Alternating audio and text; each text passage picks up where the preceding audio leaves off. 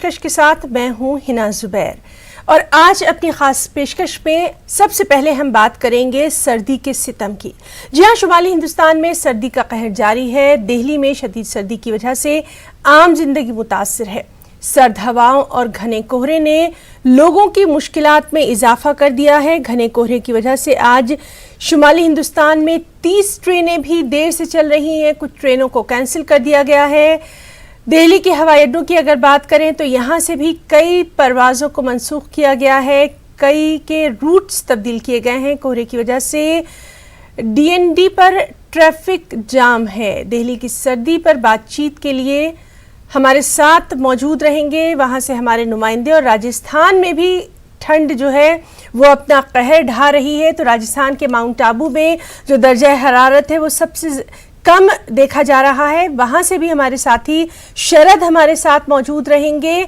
और कश्मीर की अगर बात करें, श्रीनगर की, तो वहाँ से भी हमारे साथ सनम तसद्दुक मौजूद रहेंगे। और इन तमाम अपने रिपोर्टर से हम जानेंगे कि इनके इलाके में सर्दी का क्या हाल है और वहाँ पर क्या कुछ इंतजामात जो हैं वो हुकूमत की तरफ से किए जा रहे हैं।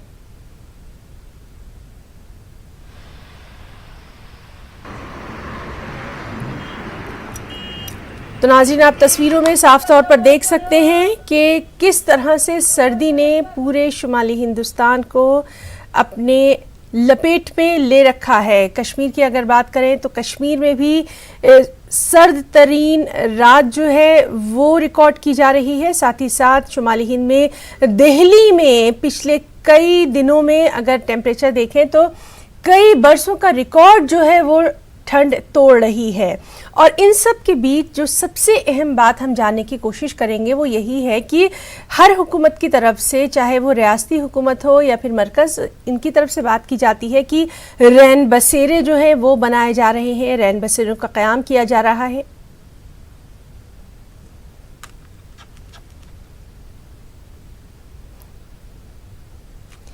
और चलिए सीधे रुख करेंगे राजस्थान के माउंट आबू का, जहां मौजूद है हमारे साथ हमारे साथी शरद। शरद, सबसे पहले तो इस वक्त का हाल हम जानना चाहेंगे। आज का जो टेम्परेचर है क्या कुछ?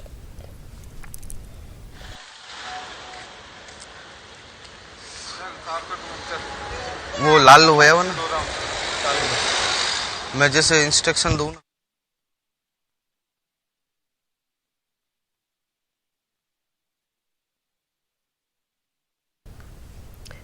शरद, क्या आपको हमारी आवाज आ रही है?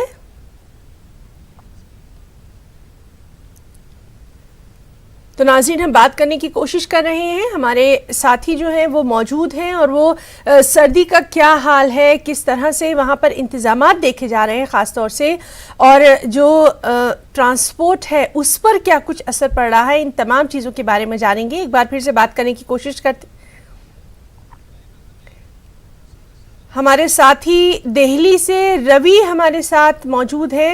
रवि, दिल्ली में जिस तरह से हम देख रहे हैं कि पिछले कई बरसों का रिकॉर्ड जो है वो इस बार की सर्दी तोड़ रही है, क्या कुछ इस वक्त वहां पर दिखाई दे रहा है?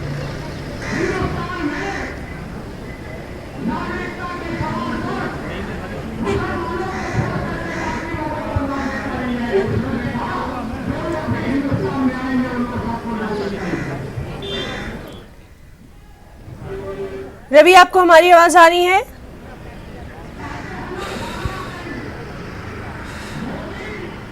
तो नाज़रीन, हम बात करने की कोशिश कर रहे हैं। हमारे तमाम साथी जो हैं वो मौजूद हैं। रवि, अगर आप मुझे सुन पा रहे हैं तो आपसे जानना चाहेंगे, इस वक्त दिल्ली में सर्दी जो है वो क्या कुछ अपना असर दिखा रही है? रवि।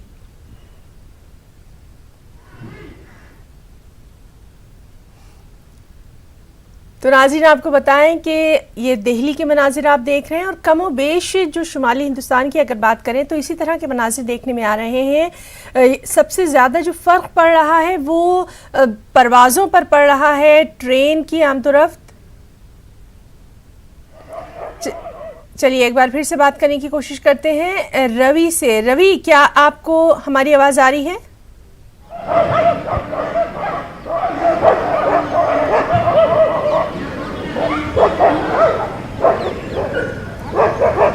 रवि, क्या आप मुझे सुन पा रहे हैं?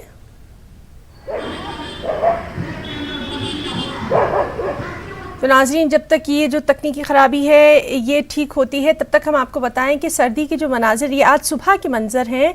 आप देख सकते हैं कि घना कोहरा था। घने कोहरे की वजह से कितनी दिक्कतें जो हैं वो आम लोगों को पेश आ रही हैं, ऑफिस जाने वालों को। और एक और अहम बात आपको बताएं कि तमाम स्कूलों की जो है वो छुट्टियां कर दी गई हैं। अक्सर व बेशतर 31 दिसंबर तक के लिए यहाँ पर छुट्टियां करी गई हैं और लोग जो हैं सर्दी से बचने के लिए अलाव का सहारा ले रहे हैं। साथ ही साथ अगर सर्द रातों की बात की जाए तो रैन बसेरों में पनाह ले रहे हैं। लेकिन इन रैन बसेरों का क्या कुछ हाल है, ये हम अपने साथियों से जानने की कोशिश करेंगे।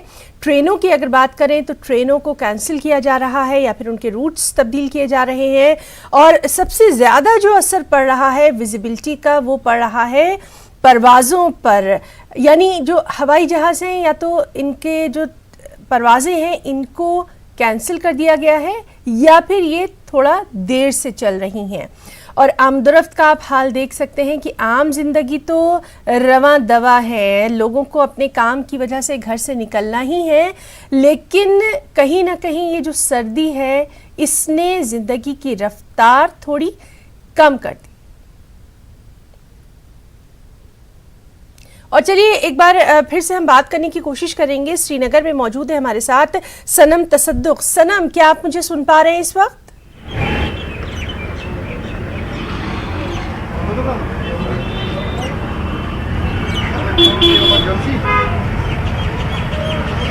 सनम, क्या आपको हमारी आवाज आ रही है?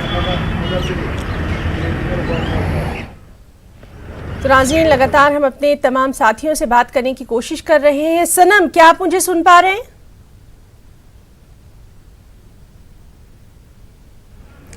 तो नाज़रीन, आपको बताएं कि कश्मीर में ठंड का क्या हाल है, इसके बारे में भी हम जानेंगे। हमारे साथी सनम। राजधानी दिल्ली में ठंड का प्रकोप, जी हाँ, ठंड इतनी है कि लोगों को काफ़ी दिक्कत और मशक्क़त का सामना करना पड़ रहा है। इस वक्त मैं नई दिल्ली रेलवे स्टेशन पर मौजूद हूँ, जो कि काफ़ी व्यस्त रेलवे स्टेशन है और धुंध की वजह से काफ़ी ट्रेनें देरी से चल रही हैं। भारतीय रेलवे की काफ़ी बड़ी ट्रेनें, 30 से ज़्यादा रेलवे की ट्रेनें यहाँ पर देरी से चल रही हैं और कहीं ना कहीं जो यात्री हैं उनको अपने गंतव्य पे पहुँचने में काफ़ी दिक्कत और मशक्क़त का सामना करना पड़ रहा है।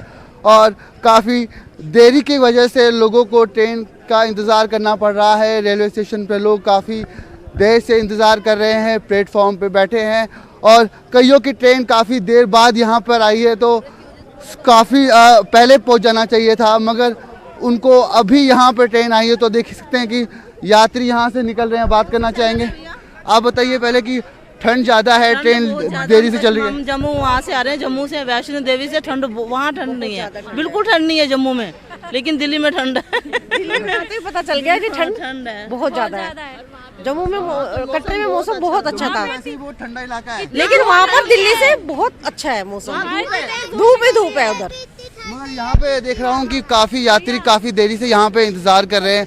उनकी ट्रेनें अभी 4 घंटे लेट है ट्रेन, 4 घंटे लेट है। 4 घंटे लेट आए हैं हम यहाँ, लेट आए हैं। नहीं तो हम सुबह 5 साढ़े 5 बजे पहुँच जाते हैं। मतलब ये इतना धुंध है, देखिए कि विजिबिलिटी बिल्कुल नहीं है। मतलब अभी तो आप ट्रेन से आए हैं तो आपको पता नहीं चल रहा होगा, मगर जो अभी बाहर यातायात है वो काफ़ी स्लो है। तो कैसा, मतलब अभी बाहर निकलना है तो काफ़ी ट्रैफिक स्लो है। दिक्कत तो हो ही रही है बाहर निकलने में, लेकिन जाएंगे धीरे धीरे। कि लोगों को दिक्कत और मशक्कत का सामना करना पड़ रहा है। आप देख सकते हैं कि तमाम लोग, नई दिल्ली रेलवे स्टेशन काफ़ी व्यस्त रेलवे स्टेशन है ये। यहाँ पर लोग आवाजाही के लिए यहाँ पहुँचते हैं, दूर दराज से एक दूसरे के पास जो रोज़मर्रा की ज़िंदगी में काम होते हैं उनको करने के लिए, अपने रिश्तेदारों से मिलने के लिए अक्सर नई दिल्ली रेलवे स्टेशन पर आना पड़ता है। और यहाँ पर ट्रेन काफ़ी देरी से चल रही है। सामने बोर्ड देख सकते हैं कि यहाँ पे अनाउंसमेंट किया जा रहा है रेलवे प्रशासन द्वारा कि ट्रेन कब, किस वक्त, कितने घंटे से देरी से चल रही है और कब रेलवे स्टेशन पे पहुँचेगी और कब यात्री यहाँ से जा पाएंगे और जो यात्री यहाँ पहुँचे हैं कब अपनी ट्रेन को पकड़कर यहाँ से आगे के लिए मूव करेंगे। पर देखना ये होगा कि इस धुंध की वजह से जो रेलवे स्टेशन की प्रशासन व्यवस्था है वो कितनी सतर्क है, क्या ट्रेन अपने समय पर पहुंच पाती हैं। कैमरा पर्सन विपिन के साथ मैं रवि कुमार मिश्रा, न्यूज़ 18 नई दिल्ली। और नाज़रीन, हमारे साथ एक बार फिर से हम बात करने की कोशिश करेंगे। राजस्थान के माउंट आबू से शरद मौजूद हैं और दिल्ली से हमारे साथ मौजूद है रवि। साथ ही साथ श्रीनगर से हम सनम तसद्दुक से भी बात करने की कोशिश करेंगे। पहले हम रवि का रुख कर लेते हैं। रवि, तकरीबन 12:30 हो चुका है, अभी वहां पर मौसम का क्या कुछ हाल नजर आ रहा है? विजिबिलिटी क्या कुछ वहां पर क्लियर हुई है दिल्ली में?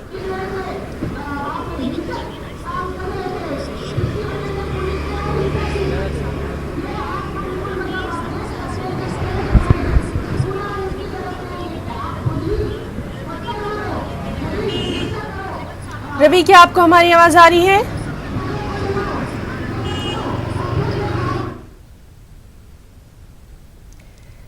तो नाज़रीन, हम आपको बताएं कि अगर यूपी की बात करें तो कई शहरों में आज भी लोग सूरज निकलने का अभी भी लोग इंतजार कर रहे हैं, क्योंकि सूरज अभी भी नहीं निकला है। ठंड इतनी ज़्यादा है और लोग अभी भी इंतजार कर रहे हैं। अब दिन बीतने को आया है मगर सूरज अभी भी नहीं निकला है।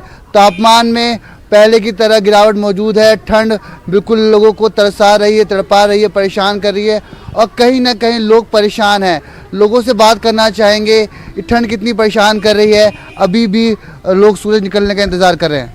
हाँ, अभी इस टाइम में बहुत ज़्यादा ठंड है और लगभग 6 डिग्री का इस वक्त भी तापमान है, तो बहुत ज़्यादा जो है रोज़मर्रा के कामों में दिक्कत हो रही है। और ये ठंड जो है बिल्कुल जो है शीत लहर, बिल्कुल बर्फीले एरिया की तरह दिल्ली बनी हुई है। बिल्कुल, लगातार लोग बात करते थे कि दिल्ली की सर्दी काफ़ी मज़ेदार होती है, मगर खुद दिल्ली वाले बेहाल हैं दिल्ली की सर्दी को देखकर। इस बार कई सालों का रिकॉर्ड टूट गया है। हाँ, बिल्कुल आपने सही कहा कि बिल्कुल 1901 के बाद ऐसी ठंड दिसंबर के महीने में पड़ी है जिसने दिल्ली को बेहाल कर दिया है। और दिल्ली एक तरफ से बस जमना बाकी रह गई है, दिल्ली में सिर्फ जो है बर्फ़ पड़ना बाकी रह गया है बस अब। बिल्कुल, खाली बर्फ़ पड़ना बाकी रह गया है, बाकी सब कुछ वैसे ही है। आप कहाँ से हैं सर? क्या कहना चाहेंगे? ठंड ज़्यादा है? ठंड बहुत ज़्यादा है। तो किस तरह इसका इलाज किया जा रहा है ठंड का? अब ठंड का इलाज तो यही है कि चाय पी जाए और देखा जाए कि जितनी गर्म हो सके। अभी मैं मनाली में था, मनाली में इतनी ज़्यादा ठंड थी, लेकिन दिल्ली इस टाइम मनाली बना हुआ है। बिल्कुल मनाली बना हुआ है इस टाइम। दिल्ली में लोग मनाली का मजा ले रहे हैं। साफ तौर पे आप देख सकते हैं कि अभी भी जो दिन है वो बीतने को कगार पर है, मगर आप देख सकते हैं कि दिखाना चाहूँगा कि धुंध अभी भी, कोहरा ऐसा है। विजिबिलिटी आपको दिखाना चाहूँगा मैं अपने सहयोगी कैमरामैन से कि आप देख सकते हैं कि विजिबिलिटी पूरी तरीके से अभी भी थोड़ा सा पहले से सुबह के मुताबिक थोड़ी सी तब्दीली देखने को मिली है, मगर धुंध बरकरार है और जो यातायात साधन है वो काफ़ी धीरे चल रहे हैं। ट्रेन काफ़ी विलंब से चल रही है। कहीं ना कहीं यात्रियों को अपने गंतव्य पे पहुंचने में समस्या। रवि, हम आपसे ये भी जानना चाहेंगे, जिस तरह से गवर्नमेंट की तरफ से बात की जा रही थी रैन बसेरों का क्या कुछ हाल है?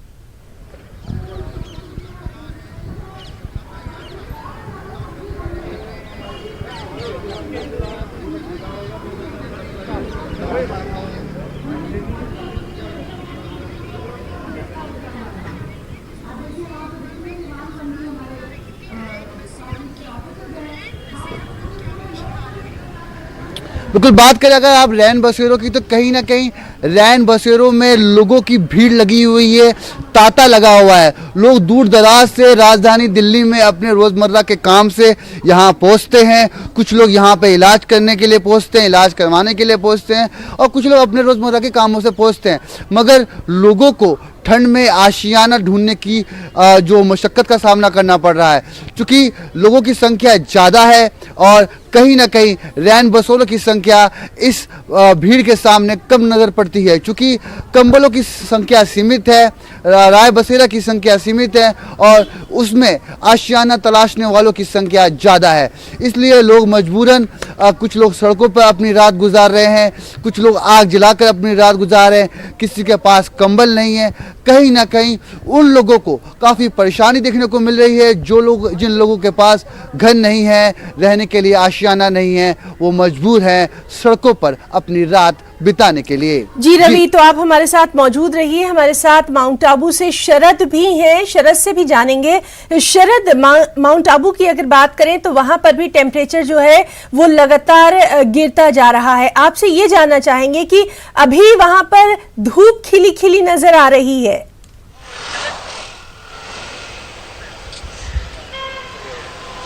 जी हिना, मैं आपको बताऊं कि माउंट आबू की बात करें तो पूरे देश में माउंट आबू एक अपना अलग ही स्थान रखता है और देश के अन्य हिल स्टेशनों की तरह माउंट आबू में भी पर्यटकों की खासी संख्या रहती है। और पिछले 5 दिनों में जो सर्दी का सितम है वो देखने को मिल रहा है। यहाँ पिछले 3 दिनों में -3 का टेम्परेचर जा चुका है। लोगों को आवाजाही में काफ़ी विजिबिलिटी रहती है। ये रास्ता है जहाँ से माउंट आबू लोग आते और जाते रहते हैं और इस रास्ते से जाने के साथ साथ में जब चढ़ाई होती है, जब उतरते हैं, तब उनको विजिबिलिटी में काफ़ी समस्या होती है। सर्दी का सितम इस तरीके से है कि यहाँ का पारा है जो -3 डिग्री तक जा चुका है, बर्फ जम चुकी है।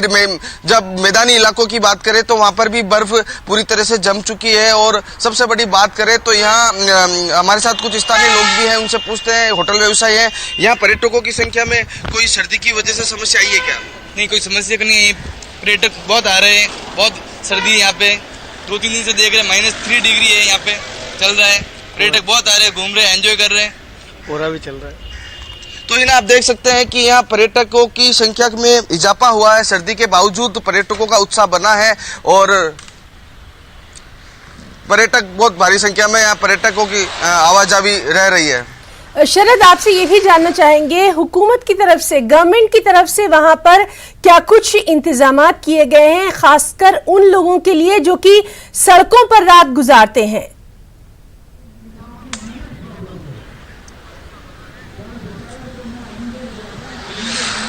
माफ कीजिएगा हिना, एक बार वापस दर्शकों को जानकारी देने के लिए सवाल कीजिए।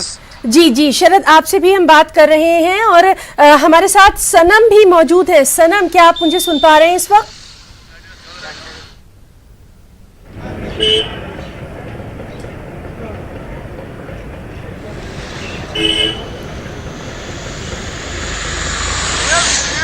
तो नाज़रीन, हम बात करने की कोशिश कर रहे हैं। हमारे साथ सनम तसद्दुक श्रीनगर से मौजूद हैं, उनसे भी हम बात करने की कोशिश कर रहे हैं। सनम, अगर आप मुझे सुन पा रहे हैं तो आपसे जानना चाहेंगे, आज का दिन श्रीनगर के लिए कैसा है? ठंड का क्या हाल?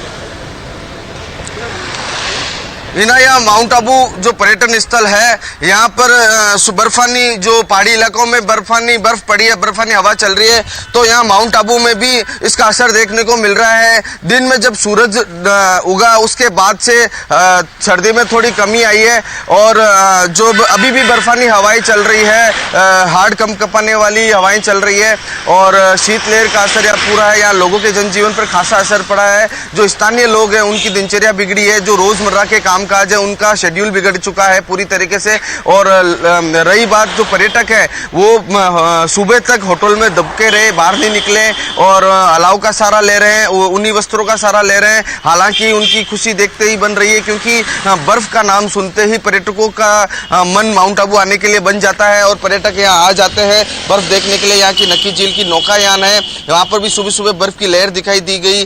पोलो ग्राउंड है नक्की झील का, वहाँ पर भी लहर दिखाई दी गई और लगातार लोगों का आवाजाही शुरू है। जी और शरद, आपसे भी हम बात कर रहे हैं। शरद, हमारे साथी दिल्ली से रवि मिश्रा भी मौजूद है। रवि, वाकई में इतनी ठंड में भी जिस तरह से आप हमारे तमाम नाजरीन को वहां पर खड़े होकर हालात का पता दे रहे हैं, बहुत अच्छी बात है। ये जो जज्बा है हमारे तमाम साथियों का, यही हम अपने तमाम नाजरीन तक पहुंचाना चाहते हैं। रवि, आपसे जानना चाहेंगे, ट्रांसपोर्टेशन पे, चाहे वो ट्रेन की बात करें या फिर एरोप्लेन की बात करें, प्लेन्स की बात करें, उस पर क्या कुछ इसका असर देखने में आ रहा है? कुछ फ्लाइट्स जो हैं वो कैंसिल की गई हैं, ट्रेनें भी जो हैं वो या तो देरी से चल रही हैं या फिर कैंसिल की गई हैं। सबसे ज्यादा आम आदमी मुतासिर।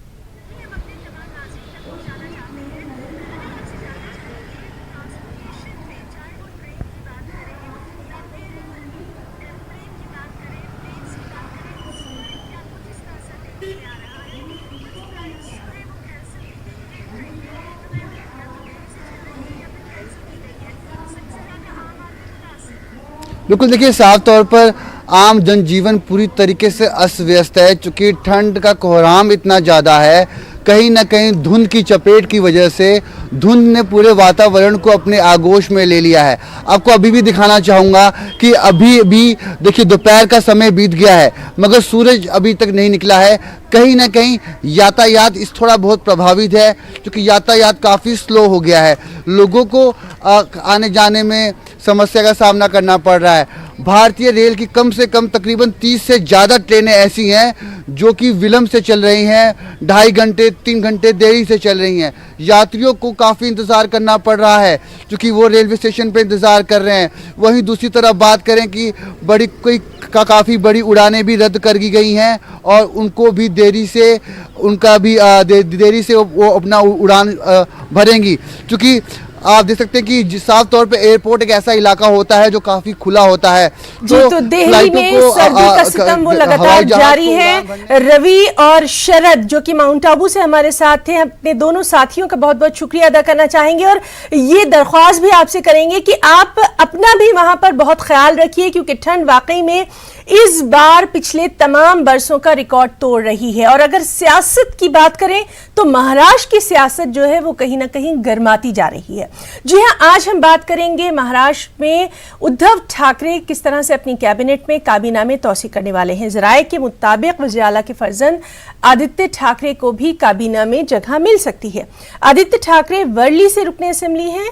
36 नए अरकान काबीना में शामिल किए जा सकते हैं। तौसी के बाद उद्धव ठाकरे की काबीना में कांग्रेस के वुज़रा की तादाद 12 हो जाएगी, एनसीपी के वुज़रा की तादाद 16 और वज़ीर आला समेत शिवसेना के वुज़रा की तादाद 15 हो जाएगी।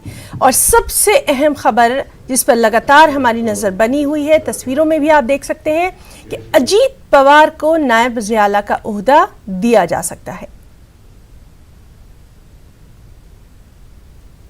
कांग्रेस पक्षाचे जनरल सेक्रेटरी आणि ऑर्गनायझिंग सेक्रेटरी मागवलेला आहे। रामविलास पासवान। तो नाज़रीन, आपको बताएं कि महाराष्ट्र में उद्धव ठाकरे अपनी काबीना में तौसी करने वाले हैं। आदित्य ठाकरे को भी काबीना में जगह मिल सकती है और अजीत पवार के ताल्लुक से ये खबर आ रही है कि उनको डिप्टी सीएम का ओहदा दिया जा सकता है, नायब वज़ीर आला का ओहदा दिया जा सकता है।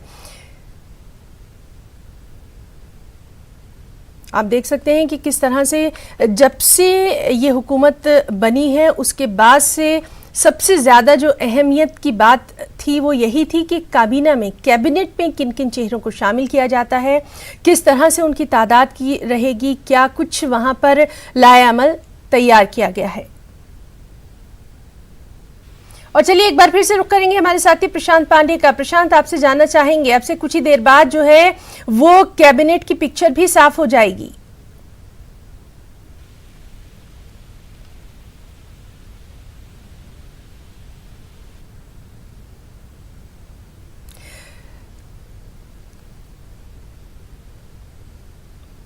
तो नाज़रीन, आपको बताएं कि हम बात करने की कोशिश कर रहे हैं हमारे साथी प्रशांत से, जो लगातार हमें अपडेट दे रहे हैं कि किस तरह से महाराष्ट्र में आज जो है वो काबीना में तौसी की जाएगी। और सबसे अहम जो 2 नाम निकलकर सामने आ रहे हैं, आदित्य ठाकरे और अजीत पवार, इन दोनों को ही पार्टी जो है हुकूमत में अहम कलमदान दिया जा सकता है। जहां तक अजीत पवार की बात है तो उन्हें नायब वज़ीर आला के ओहदा दिया जा सकता है।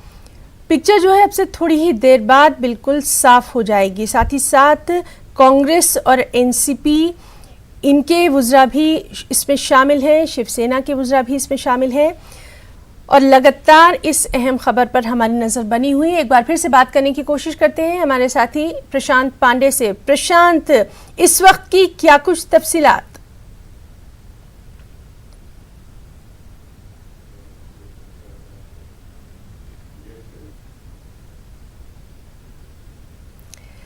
तो नाज़रीन, हम बात करने की कोशिश कर रहे हैं हमारे साथी प्रशांत पांडे से। महाराष्ट्र में आज जिस तरह से उद्धव ठाकरे अपनी काबीना में तौसी करने वाले हैं, इस पर लगातार हमारी नज़र बनी हुई है।